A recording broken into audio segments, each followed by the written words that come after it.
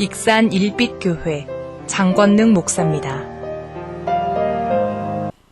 오늘도 이처럼 은혜스러운 날, 복된 날, 주님 앞에 폭염을 이기고 또 소낙비가 쏟아진다라는 일구예불을 뒤로하고 믿음으로 주님 전에 달려나오셔서 마음껏 주의 이름을 찬양하고 하나님의 은혜를 사모하는 우리 성도님들 한 분 한 분에게 올라가는 여름 날씨의 온도만큼이나 하나님의 뜨거운 사랑과 열정이 우리 가슴 속에, 우리 삶 속에 채워지는 은혜로 승리하는 복된 주인공들이 다 되시기를 주의 이름으로 축복합니다.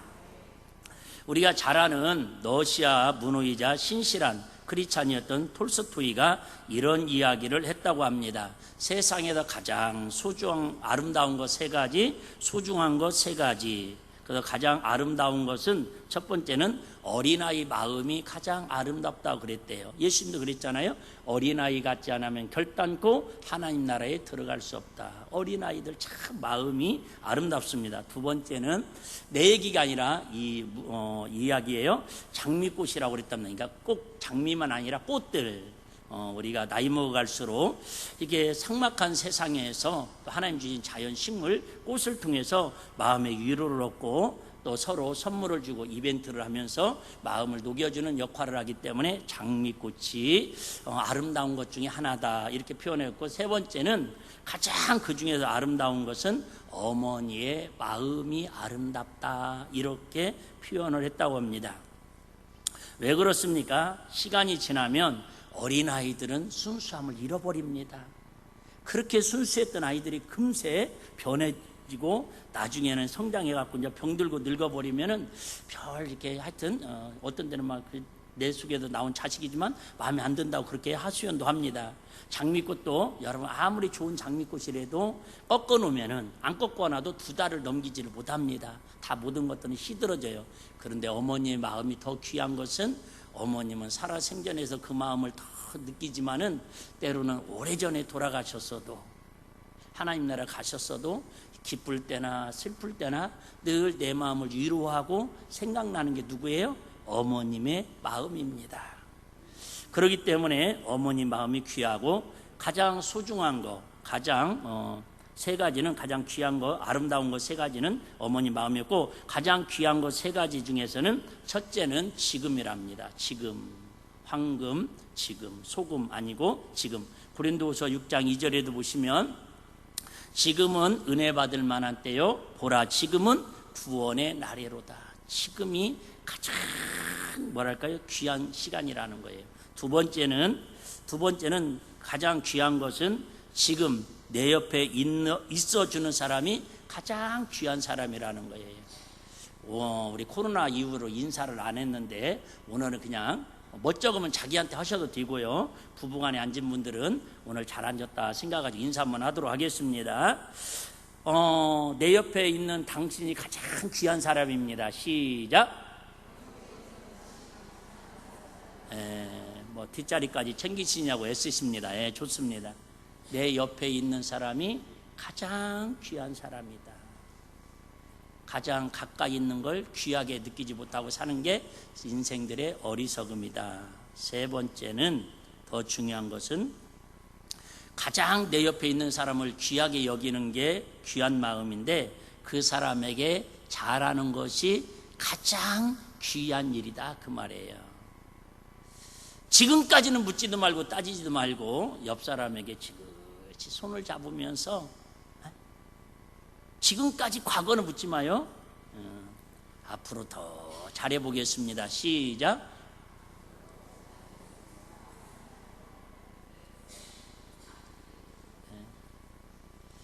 그래요. 그 사람에게, 내 옆에 있는 사람에게 잘하는 것이 결국은 이웃을 사랑하는 것이고 하나님을 사랑하는 것이라고 우리 톨스토이는 우리에게 여러 가지로 교훈하고 있습니다. 오늘 본문을 왜 이렇게 선언을 시작하느냐면 우리가 내용을 잘 알 겁니다.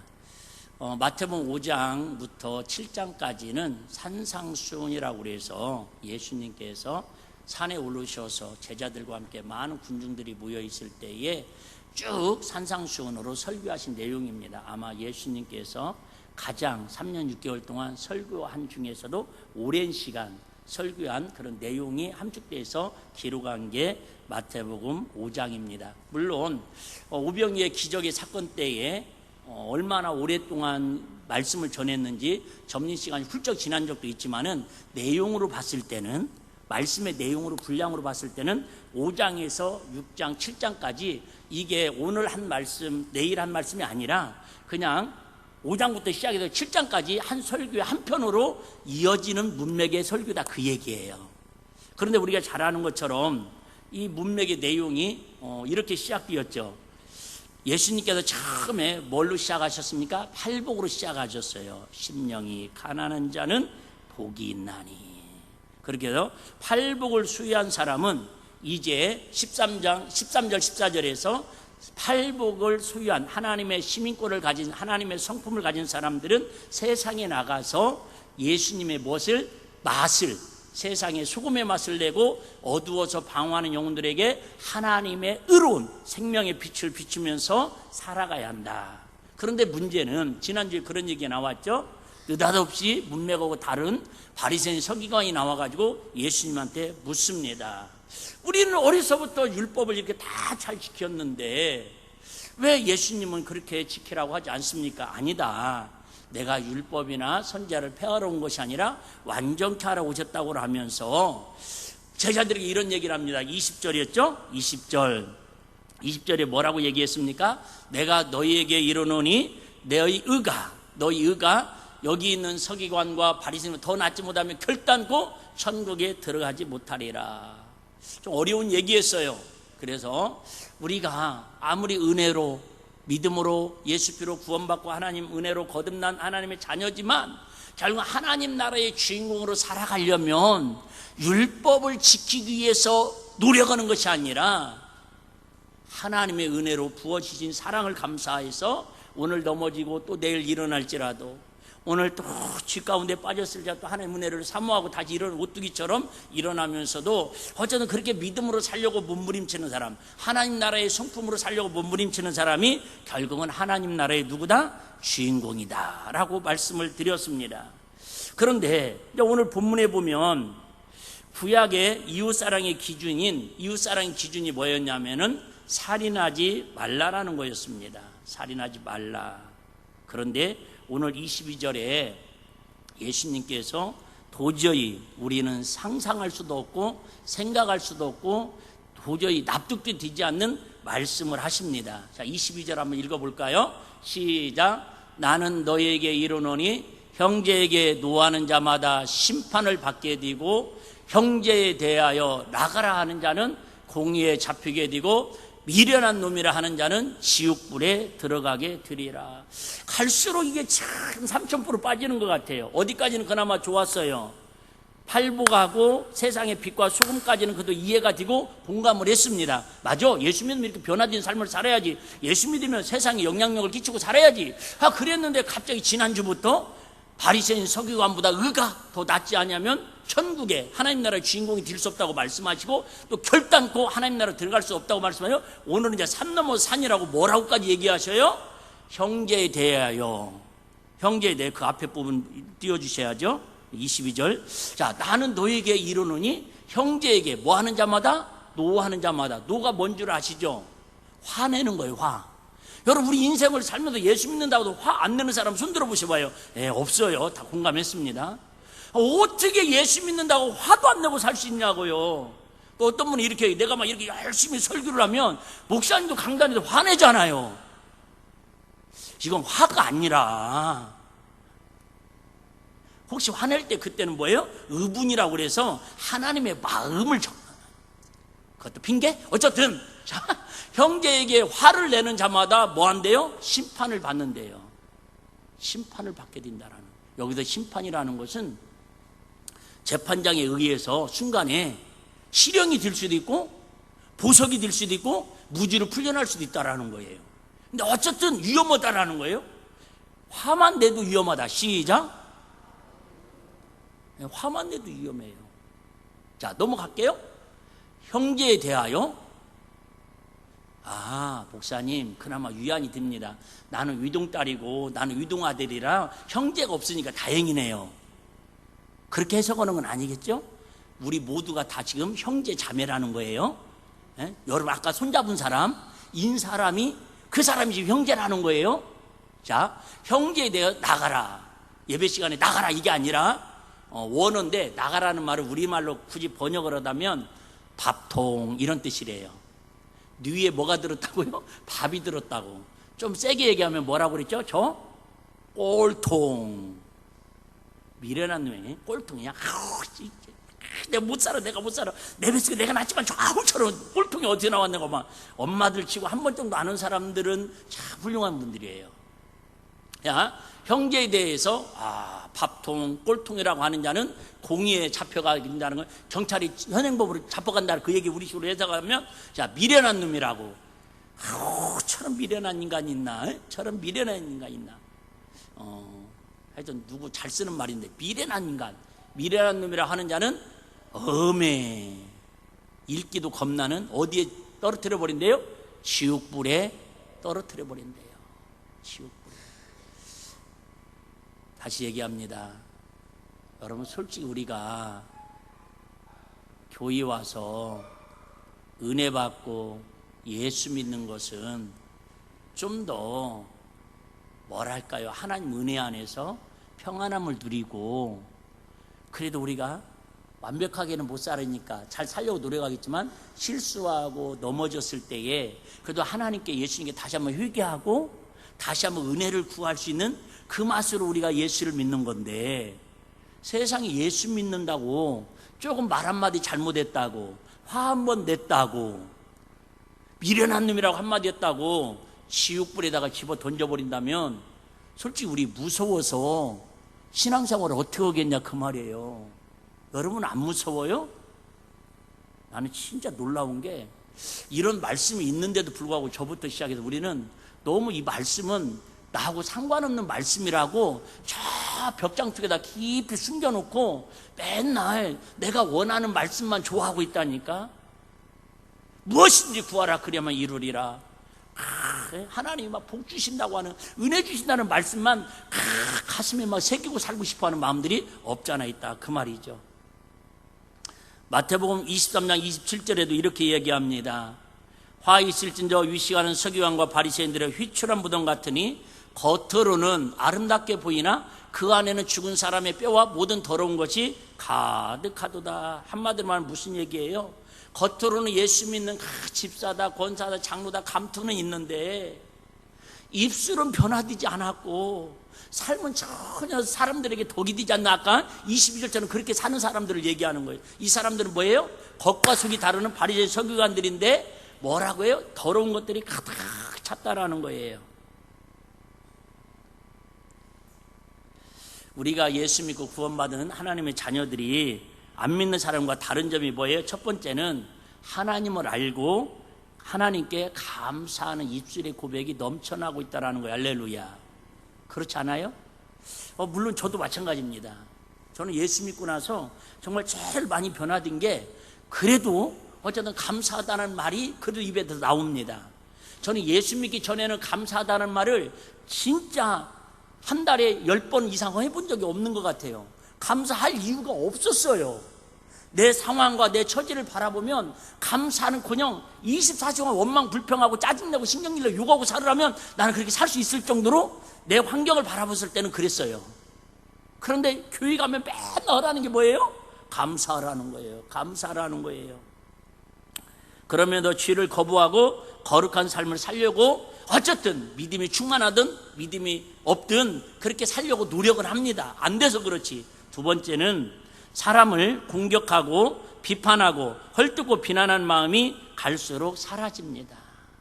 그게 예수 믿고 변화되는 마음의 증상들이라는 거예요. 즉 믿음이 성장하고 자라는 거라는 거예요. 내 눈에 차지 않는 사람을 보면서 과거에는 내 눈에 들보는 보지 못하고 그들 속에 있는 티만 보았습니다. 그런데 언제부터인지 내 눈에 있는 들보가 보이기 시작하는 것입니다. 이렇게 들 때에 우리 마음속에서는 이웃을 향한 칼을 내려놓으면 그것이 곧 행복이라고 이야기를 합니다. 근데 우리는 다 내 마음에도 칼을 하나씩 얹고 살아요. 내 마음에도 칼을. 여러분 아시죠? 내가 한문을 잘 모르는데 사물인자 세심은 살인이 면한다고 그랬는데 사물인자가 뭐예요? 마음 짐자 위에다가 칼도자가 올려져 있는 게 사물인자입니다. 그러니까 마음 위에다가 뭘 얹어놓고 살아요? 칼을 얹어놓고 사는 게 사물인자라는 거예요. 근데 참으면 이처럼 칼로 살인도 면하는데 참지 못하는 순간에 그 마음의 입술로 나오는 말로 사람을 칼로 죽이는 그 역할을 하는 게 바로 참느냐 못 참느냐의 차이에서 나온다라는 거예요. 그런데 그래도 예수 믿으니까 이만큼이라도 우리가 참고 사는 줄로 믿습니다. 별로 여러분들은 안 참고 사는 것 같아요. 저는 참으려고 진짜 부단히 노력하며 삽니다. 어쨌든 내 마음에 칼을 내려놓고 누구에 대한? 이웃에 대한 칼을 내려놓아야 그때부터 진정한 내 마음에 뭐가 온대요? 평안이 온대요. 저도 마찬가지입니다. 그전에는, 지금도 그러지만 그전에는 이렇게 어떤 세미나나 이렇게 뭐 목사님들 모임에 가면 막 은혜를 받으려고 생각하는 게 아니라 설교가 은혜가 되느냐 안 되느냐 그게 막 마음속에서 칼질을 하고 있더라고요. 야, 어떻게 저렇게 성경을 저렇게 해석할까? 저런 데도 어떻게 저렇게 표현을 저렇게 해석할 수밖에 없을까? 저런 데는 클라이막스, 클라이막스처럼 빵! 하고 터뜨려야지 어떻게 저렇게 주원합니다 하고 이렇게 매가리 없이 끝낼까? 전혀 칼질하다가 시험만 드는 거예요. 그러다가 그러니까 목사님들 세미나나 이런, 그죠? 은혜 받는 자리에 별로 가고 싶지 않아요. 어느 날 하나님이 저한테 신방을 오셨어요. 너도 교인들이 맨날 그렇게 칼질하면 좋겠냐? 네 설교에 대해서 맨날 교인들이 그렇게 칼질해도 좋겠냐? 그 말이 내 마음에 쏙 신방이 들어오셨어요. 그 다음부터는 내가 시찰장 하면서, 제가 하기 전에 시찰장 하기 전에는요, 우리 시찰 목사님들이 모이면 그 시찰장님이 매번 설교 다 하십니다. 1년 12달 365일. 근데 내가 시찰장 되고 바꾼 게 뭐냐면, 절대 설교 내가 시찰장이라고 혼자 하지 않겠다. 무조건 돌아가면서 목사님들이 하셔라. 그런데요, 그런 마음을 갖고 설교를 들으니까 솔직히 우리 교회 시찰 목사님들 중에서는 어쨌든 유형적으로 봤을 때 우리 교회가 제일 큽니다. 에? 우리 교회에 오셔가지고도 목사님이 설교하시는데 그분은 진천에서 고추 농사 지시고 교인들 20명도 안 돼요. 하루 저녁에 술을 막 그저 사업할 때는 3천만 원씩 먹으시고, 그러다 나중에 간경화로 다 의사가 죽는다고 그랬는데 기도하고 막 그래갖고 나이 50 넘어서인가 신학교 갔더니 교수들이 그러는 거예요. 나이 먹어서 교회 집사나 열심히 하시지 뭘 공부해가지고 목회하겠다고 내일 모레 은퇴할 분이 지금 내일 모레 80이십니다. 근데도 저보다도 다 건강하시고 하루에도 지금 산을 2번씩 오르락내리락 하십니다. 어디 하나 아픈 데가 없으십니다. 근데 우리 교회 와서 처음에 그분 설교를 듣는데요, 원래 10분에서 15분 하는 거거든요. 우리 모임 때는 잠깐 50분을 하셨습니다. 그런데도 얼마나 은혜가 되는지, 얼마나 은혜가 되는지. 왜요? 내 마음에 뭐를 내려놓으니까? 칼을 내려놓으니까. 누가 말을 해도, 누가 설교를 해도, 누가 찬양을 해도, 누가 권면을 해줘도 뭐가 돼요? 은혜가 되더라는 거예요. 여러분, 우리 일비교회 성도들에게 대해 정중히 부탁을 드립니다. 지난 주일 밤에도 하나님이 크게 역사하셨지만, 여러분 내 마음에 칼을 내려놓으면 그 다음부터 성령님께서 평강의 은혜를 주시고, 사랑의 은혜를 주시고, 자비의 은혜를 주시고, 정말 하나님의 능력의 은혜를 주셔서 여러분 마음을 하나님 치유하시고 회복하실 줄로 믿습니다.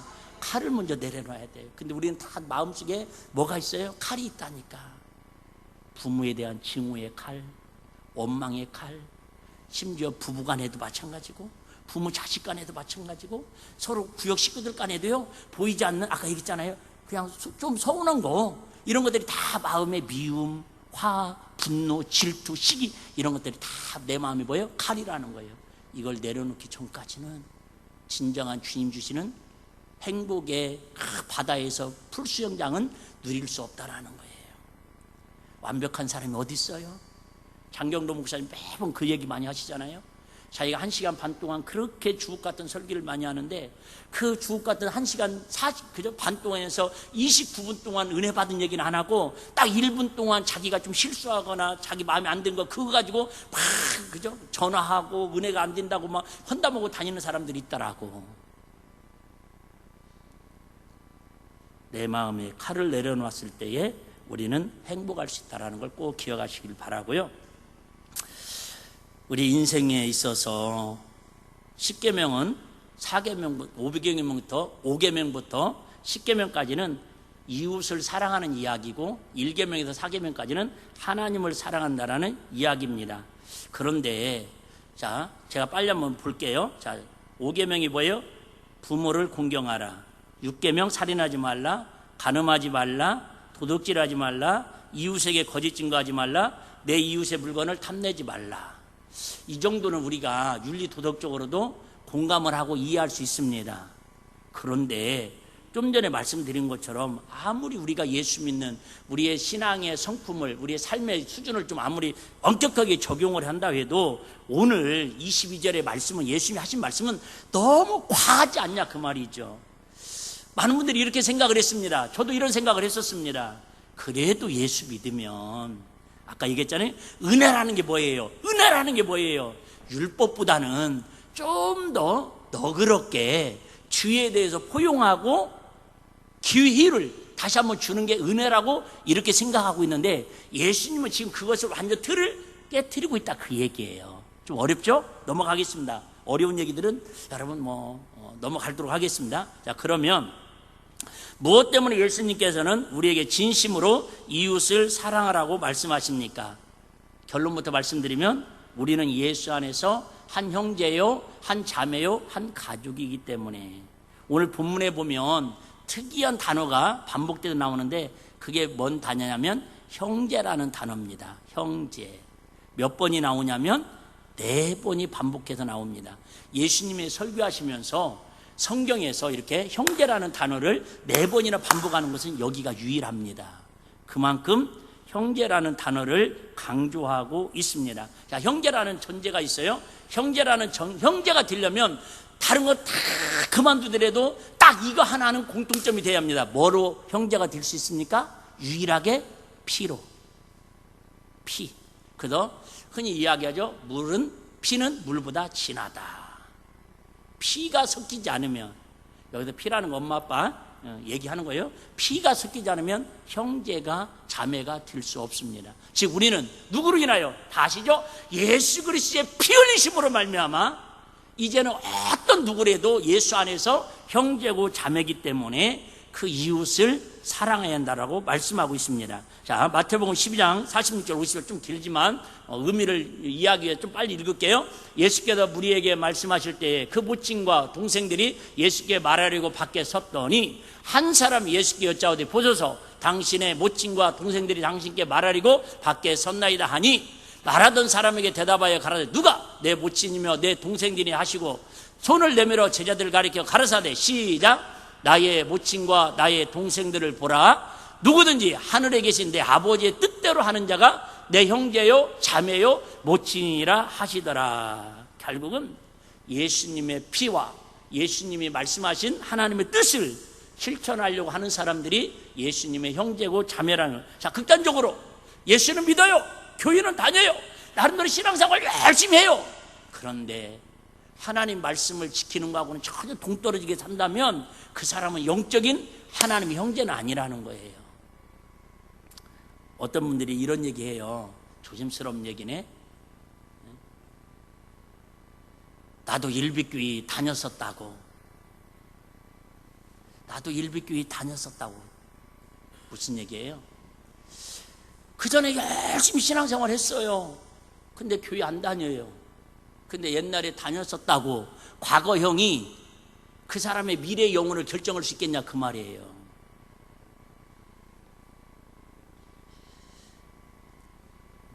어떤 분인지 모르겠는데 제가 군산에 가서 정말 성도들을 이렇게 거의 없는, 하여튼 진짜 손가락 10개 안에 다 들어가는 인원수인데 거기서 열심히 집회를 했더니 어떤 목사님이 오셔가지고 그 영상을 찍어가지고 유튜브에 어떤 채널에 올렸더라고요. 근데 우리 교회 유튜브보다 우리 교회 설교보다도 조회수가 훨씬 많아요. 100회가 넘더라고. 우리 교회는 많아야 7개인데. 근데 한 분이 댓글을 썼어요. 자기가 가장 힘들고 어려울 때에 일비교회 다니면서 큰 은혜를 받고 회복됐는데 오늘 이렇게 이 사이트에서 목사님 설교 들으니까 너무 반갑다고. 도대체 누군지를 모르겠어요. 참 그런 이렇게 한마디지만 그래도 위로가 되고, 그래도 우리 일비교회가 이 자리에 있는 사명을 잘 감당하고 있구나. 할렐루야. 그래 여러분. 두 번째는요, 왜 우리가 하나님의 가족의 형제자매를 사랑해야 합니까? 간단해요. 첫째는 무엇 때문에 우리가 이웃을 형제를 사랑해야 돼요? 예수님의 피로 한 형제 자매 되었기 때문에, 하나님 뜻이기 때문에. 두 번째는요, 왜 그럼 형제자매를 또 사랑해야 합니까? 왜? 하나님은 사랑이시기 때문에. 요한일서 4장 7절에 11절 7절만 보겠습니다. 7절만. 자, 사랑하는 자들아 우리가 서로 사랑하자. 사랑은 하나님께 속한 것이니 사랑하는 자마다 하나님께로 나서 하나님을 알고, 즉 하나님이 사랑의 본체이시기 때문에 예수를 믿는 하나님의 자녀는 당연히 우리에게 뭐가 나와야 한다고요? 하나님의 사랑이 나와야 맞다라는 거예요. 아이고 목사님 근데 왜 안 나올까요? 지난주 말씀드렸잖아요. 이 마귀란 놈이 우리 마음과 생각을 눌러가지고 하나님의 사랑이 나와야 하는데 자꾸 인간의 생각이 나오고요, 마귀의 속성이 나오게 만드는 거야. 이것을 우리가 뭐예요? 신앙으로 트레이닝 시키는 거예요. 연수받는 거예요. 훈련하는 거예요. 그래서 새벽에도 기도하고, 이렇게 금요철에 때도 기도하고, 저녁에도 기도하고, 특별히 또 어떤 때는 그죠? 막 특별 부흥집회를 통해서 또 영적으로 회복하고 은혜를 나누는 거예요. 할렐루야. 자, 그러면 어떻게 하면 우리가 이웃을 진심으로 하나님의 사랑으로 사랑할 수 있겠습니까? 마태복음 7장 7절에 보면 사랑은 어디서부터 시작되냐면, 당연히 막 이렇게 첫눈에 반해가지고 막 가슴 설레고 두근두근하는 마음으로 사랑하는 것도 있지만은 대부분은 5장 7절이에요. 미안해요. 5장 7절인데 7장 7절로 되어 있네요. 긍휼히 여기는 자는 긍휼함을 받을 것이요, 그죠? 긍휼히 여기는 자는 복이 있나니 저희가 긍휼히 여김을 받을 것이요. 사랑의 시작은 어디서부터 시작된다고요? 긍휼히 여기는 마음부터, 불쌍히 여기는 마음부터. 처음에 연애할 때는 눈에 더 불꽃이 튀어야 돼요. 오늘 새벽 예배 끝나고 이렇게 아파트 앞을 지나가는데 거기 학원 차들 타고 어린이집 차 탔는데 거기 이렇게 승강장처럼 의자를 해놨어요. 근데 젊은 애들 둘이 세상에 그 의자에 앉아가지고 막 하여튼 더 이상 어떻게 이게 19금이라 이렇게 표현할 수 없는 그런 행위들을 하고 있는데, 너무 내가 또 그죠? 그냥 이렇게 나도 막 관심 있어가지고 차를 한참 쳐다보고 문까지 내리려고 그랬어요.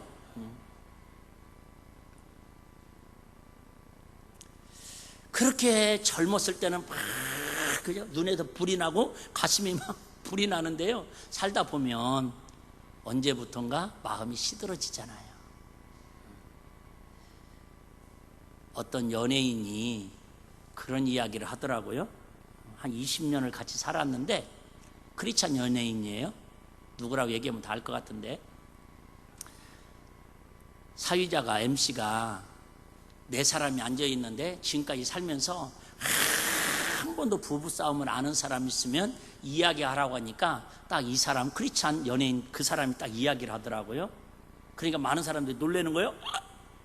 어떻게 안 싸우고 살 수 있냐고, 말다툼도 안 해봤냐고. 아니, 남들이 이렇게 안 싸우고 산다는데 막 흥분하더라고요. 기분 나빠하고 속상해하고. 그럴 때 이분이 하는 얘기가, 안 싸우는 이유가 몇 가지가 있는데 그 중에 하나가 내 마음에 와닿더라고요. 근데 안 믿는 사람들은 그 용어를 이해를 못 하더라고요. 안 싸울 수 있는 이유는 오늘이 마지막 날인 것처럼 산대요. 오늘이 마지막 날인 것처럼 산대요.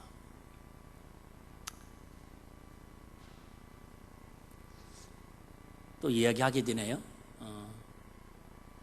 대부분 부모님이 돌아가시고, 또 저번에 우리 천성 안디차님 돌아가셨을 때 한 2분이 그런 얘기해요. 목사님, 이렇게 빨리 갈 줄 알았으면 좀 더 잘해줄 거려. 좀 더 신경 써줄 거려. 여러분, 지금 아무리 미운 사람이 가족 중에 있을지라도, 내 주변에 있을지라도, 아까 손잡아준 사람이 있을지라도 그 사람하고 오늘 밤이 지나면 내가 먼저 죽든 저 사람이 먼저 죽든 마지막 죽음의 하루 전날이라면 굳이 우리가 그렇게 마음에 칼을 품고 미워하고 속상해하고 다투며 그럴 필요가 있을까? 왜요? 지나고 나면 잘해준 건 생각 안 나고 못해준 건 평생 가슴에 한이 맺혀 있거든요. 제 얘기를 자주 해도 죄송해요. 저는 어렸을 때부터 꿈이 있었습니다. 마음에 소원이 있었습니다. 우리 아버님이 휴갑 전에 우리 어머님이 돌아가셔가지고 4살 차이 났으니까 56세나 됐을 거예요. 새엄마가 3분인지 4분인지 한 몇 년 동안 바뀌면서 많은 상처를 받았어요. 하루는 제가 어떤 새엄마가 왔길래 제가 고등학교 때 사정을 했어요. 울면서 제발 이번에는 가지 마세요. 물론 그분은 처음이겠지만 우리가 사남 1년대 그때 돈으로 어린 나이에 고등학교 때 생각하기를 우리 아버님이 나이 드셔서 돌아가시면 우리 형제들끼리 내가 10만 원씩 걷어가지고 어머님을 평생 제가 잘 모실 테니까 우리 아버님하고 잘 좀 행복하게 살아주세요. 그럼에도 불구하고 그 아주머니는 나의 애절한 마음을 뒤로하고 나가가지고 지금까지 안 돌아오셨어요.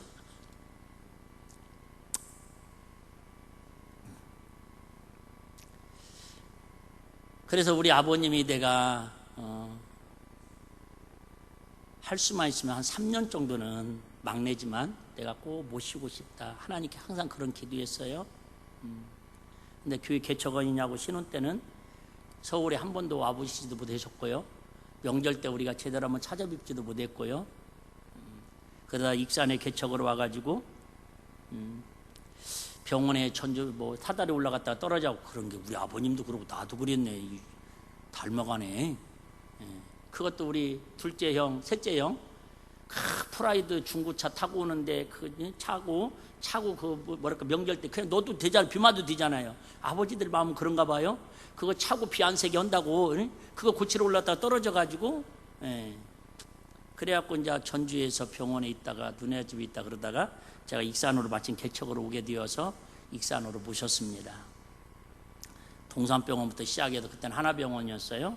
하여튼 병원마다 한 달 이상 못 있게 해가지고 집에 왔다가 병원 갔다가 집에 왔다가 병원 갔다가 나중에 동일이 우리 성일경 안수사님하고 같이 임종 때 같이 찾아뵀었는데 목전포에 있는 거기에서 돌아가셨는데요.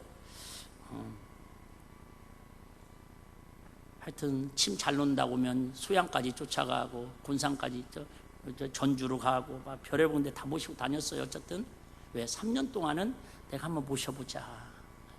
그 어렸을 때부터 마음이 있었기 때문에요. 잘했어요. 잘했는데 저기 병원에 저기 어죠? 아침 그 병원에서 있는데 너무 통증이 아파가지고 막 밤을 못 주무시는 거예요. 막내야 너무 나 힘들다. 너무 아프다. 그러면 간호사 선생님 얘기하면 주사 놔주고 진통제 놔주고 의사 선생님한테 가서 사정하면 더 이상 놀 게 없습니다. 그런데 또 이게 병원에 있으면 별소리 다 듣잖아요. 어디 가면 또 어디가 용하다더라. 어디 가서 침 맞으면 낫는다더라. 이런 얘기 듣고는 막 얘기를 하는 거예요. 잘 참았는데요. 제 마지막 한마디 했어요. 내 성격으로는 진짜 참은 거였어요. 내가 자지먼 게 있었기 때문에. 아버지, 통증 아픈 거 내가 100% 공감은 못 얻지만 내가 어떻게 미국이라도 보내서 2천만 원, 3천만 원 들여서 치료할 수 있다면 속된 말 내가 은행 털어서라도 아버지 한번 해보겠습니다. 그런데 이건 의학적으로 불가능하대요. 그런데도 너무 그러니까 나중에 참단자 뭐라고 했냐면 아버지만 힘든 게 아니라 나도 힘들어 이렇게 부드럽게 얘기했으면 얼마나 좋겠어요? 내 턴으로 얘기한 거예요. 쏴붙였어. 그걸 풀지도 못하고 3, 4일 있다가 가셨어요. 지금도 항상 그게 이렇게 마음에 맺혀 있습니다. 여러분, 내 가까이 있는 사람하고 오늘 헤어진다면, 죽음으로 이별을 한다면, 굳이 그렇게 내가 그때 좀 더 침 삼키고 참았다면 내 마음이 이렇게 괴롭지는 않을 텐데 하는 통안의 아쉬움이 있습니다. 제가 왜 이런 얘기까지 치부까지 드러내냐면, 여러분, 우리 인생 다 거기서 거기 아니에요?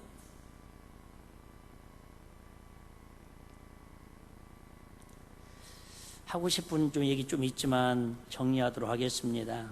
한번 따라해 보시겠습니다. 성도는 진심으로 이웃을 사랑해야 합니다. 저기 경기도 화성 쪽에 송사이라는 곳이 있습니다. 포도 많이 나는 곳. 거기에 허경영이 아니고 허경명 장로님이라는 분이 계신데요. 이분이 나이가 좀 60 조금 넘으셨는데 젊죠.